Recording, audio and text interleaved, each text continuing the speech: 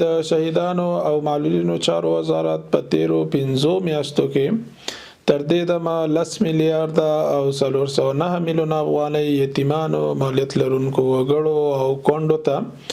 د بانکي سیستم له لارې حواله کړي او دا پروسه اوس مهال دوام لري. په مجموع کې 6,53,000 تنه یتیمان، مالیت لرونکي وګړي او کونډې ثبت او راجسټر لرو چې په دې کې د تیرې ادارې د وژل شوو عسکرو او منصوبینو د یتیمانو، معلولینو، کونډو تعداد او ارقام 1,02,000 تنه شاوخوا کېږي چې اوس مهال ټولو یتیمانو، معلولینو، کونډو ته د دوم دور د مساعدتونو ماهانو لړۍ د مرکز په شمول په ټول هیواد کې د بانکي سیستم له لارې نه په شفاف ډول د یو میکانیزم له مخې دوام لري. د دې ترڅنګ د شهیدانو او معلولینو چارو وزارت رهبري او ټول مسؤلین تل هڅه او کوشش کوي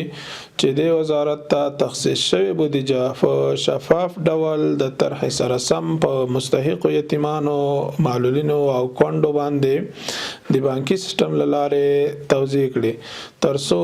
د ژمي را رسیدو سره سم د ټولو کورنیو مشکلات حل او فصل شي.